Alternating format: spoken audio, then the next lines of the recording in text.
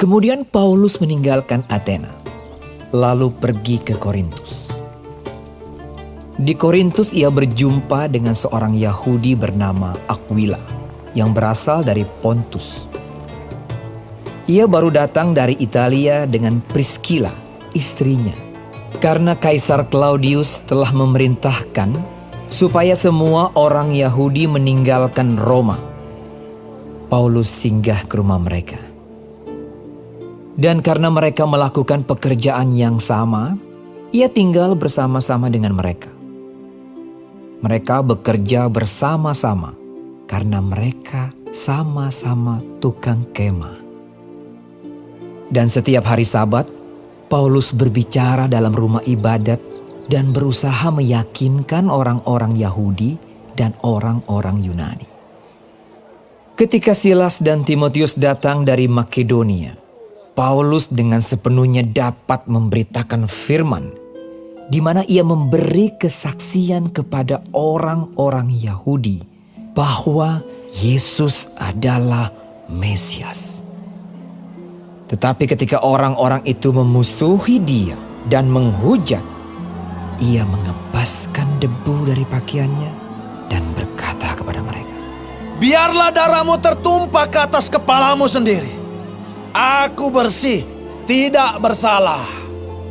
Mulai dari sekarang aku akan pergi kepada bangsa-bangsa lain." Maka keluarlah ia dari situ, lalu datang ke rumah seorang bernama Titius Justus yang beribadah kepada Allah dan yang rumahnya berdampingan dengan rumah ibadat. Tetapi Krispus, kepala rumah ibadat itu, menjadi percaya kepada Tuhan bersama-sama dengan seisi rumahnya, dan banyak dari orang-orang Korintus yang mendengarkan pemberitaan Paulus menjadi percaya dan memberi diri mereka dibaptis. Pada suatu malam, berfirmanlah Tuhan kepada Paulus di dalam suatu penglihatan. Jangan takut, teruslah memberitakan firman dan jangan diam. Sebab aku menyertai engkau dan tidak ada seorang pun yang akan menjamah dan menganiaya engkau. Sebab banyak umatku di kota ini.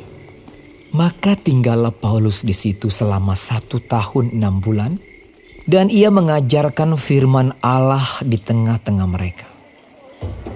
Akan tetapi, setelah Galio menjadi gubernur di Akhaya, bangkitlah orang-orang Yahudi bersama-sama melawan Paulus, lalu membawa dia ke depan pengadilan.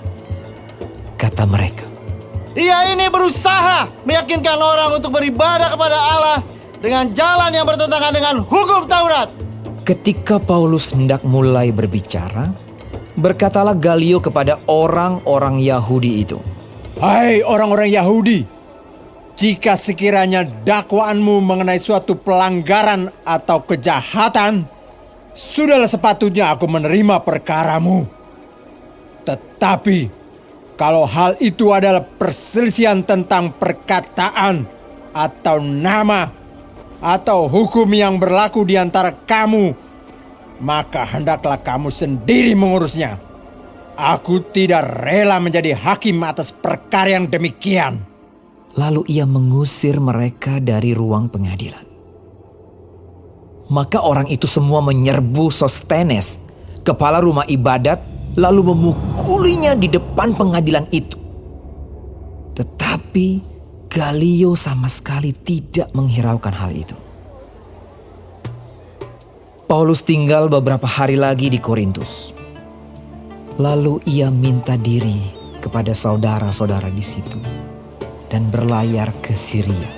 Sesudah ia mencukur rambutnya di Kengkrea karena ia telah bernazar.